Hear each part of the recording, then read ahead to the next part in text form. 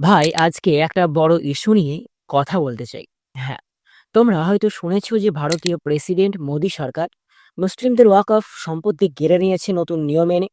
আবার তার পাশাপাশি আরেকটা নতুন আইন নিয়ে এসেছে ভারতীয় প্রেসিডেন্ট মোদী সরকার।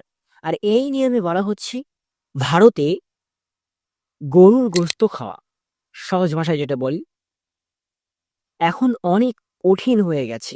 এমনকি অনেক জায়গায় পুরোপুরি বন্ধ করে দিয়েছে মোদী সরকার এই গরুর গোশত খাওয়া। আর এটা সত্যি। আর এটা অনেক মুসলিম ভাইদের জীবনকে খুব কষ্টের মধ্যে ফেলেছে। এই খবরটা সামনে আসার সাথে সাথে বা শোনার সাথে সাথে আর আমি তোমাদের সাথে আসল ঘটনাগুলো শেয়ার করব, যেন সবাই বুঝতে পারি এই সমস্যার মূল কথা কি।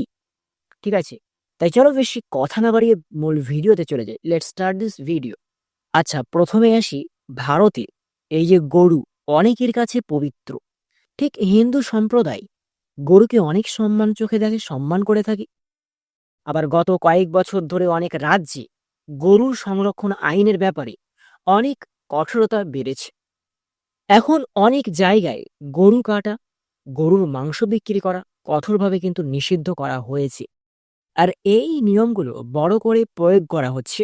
ঠিক যদি বলি কোথায় কোথায় হচ্ছে এটা, ঠিক যদি বলি উত্তরপ্রদেশে হচ্ছে, গুজরাটে বড় করা হচ্ছে, রাজস্থানে হচ্ছে, মধ্যপ্রদেশ, কর্ণাটক এবং আরো কিছু রাজ্যে গরুর গোশত খাওয়া কিন্তু নিষিদ্ধ করেছে ভারতীয় প্রেসিডেন্ট। আর এই রাজ্যের কারণে, এই যে রাজ্যগুলোকে নিষিদ্ধ করেছে গরুর গোশত, আর তাই অনেক মুসলিম ভাইয়েরা যাদের জীবিকা গরুর গোশত বিক্রি বা গরুর ব্যবসার ওপর নির্ভর করে, তারা আজ বড় সমস্যার মুখোমুখি হচ্ছে।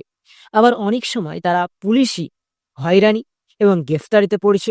এমনকি গরুর মাংসের জন্য তল্লাশি হচ্ছে, আবার দোকান বন্ধ হয়ে যাচ্ছে গরুর মাংস যেখানে বিক্রি করা হয়। আর এটা তাদের জন্য একদম কষ্টের ব্যাপার।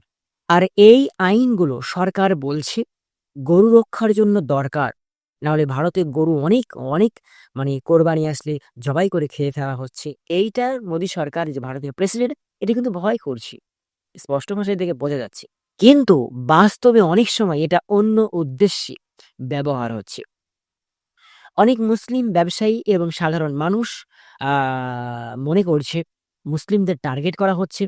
এই নিয়মের কারণে তাদের জীবনযাত্রা খারাপ হচ্ছে, অনেকেই ক্ষতিগ্রস্ত হচ্ছেন। আবার এটা ঠিক আছে, ভারতে হিন্দুস্থান বলে মুসলিমদের গরু যে ওয়াকফ সম্পত্তিটা কেড়ে নিচ্ছে, এর পাশাপাশি মুসলিমদের কাছ থেকে গরুর গোস্ত খাওয়াটাও কিন্তু কেড়ে নিতে চাচ্ছে।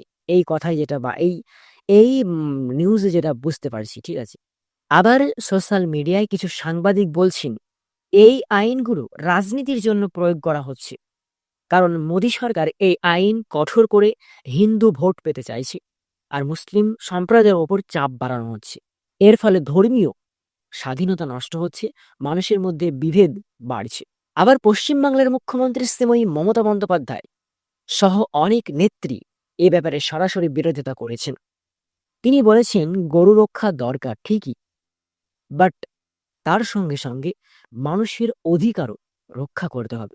ধর্মীয় স্বাধীনতা নষ্ট করার সুযোগ দেওয়া যাবে না। তবে কেন্দ্র সরকার বলছে এই আইন ধর্মনিরপেক্ষ। তারা বলছে যারা গরুর অবৈধ ব্যবসা করছে তাদের বিরুদ্ধে কঠোর ব্যবস্থা নিতে হবে। কিন্তু বাস্তবতা হচ্ছে অনেক নিরীহ মানুষ এই আইনের শিকার হচ্ছে। আর গরুর গোশত বন্ধ হওয়ার কারণেই শুধু ব্যবসায়ী নয়, অনেক সাধারণ মানুষকেও কষ্ট হচ্ছে। পশ্চিমবঙ্গ, আসাম, মেঘালয় কিছু রাজ্য গরুর মাংস অনেক জনপ্রিয় খাবার। এখন এই খাবার পেতে সমস্যা হচ্ছে, দাম বেড়ে গেছে, পাচার বেড়ে গেছে, যা অনেক সামাজিক সমস্যা তৈরি করছে। আর ভাই, এটা শুধু গরুর গোশতের ব্যাপার নয়, এটা ধর্মীয় স্বাধীনতা, জীবিকার স্বাধীনতার ব্যাপার। আমাদের সবাইকে সচেতন হতে হবে, যে অন্যায়ের বিরুদ্ধে কথা বলতে হবে। আমরা সবাই মিলেমিশে শান্তিতে থাকতে চাই এই দেশে, কারণ ভারত এক কথায় সাংস্কৃতিক একটা দেশ, কিন্তু আমাদের অধিকার কেউ কেড়ে নিতে পারবে না। তাই আমি তোমাদের কাছে বলবো, এই সত্য খবর সবাই জানুক। তোমরা এই ভিডিওটা বেশি বেশি করে শেয়ার করে তোমার বন্ধুদের কাছে ছড়িয়ে দাও। সকলেই দেখুক যে গরুর গোশত খাওয়া ভারতে কিন্তু নিষিদ্ধ হতে চলেছে।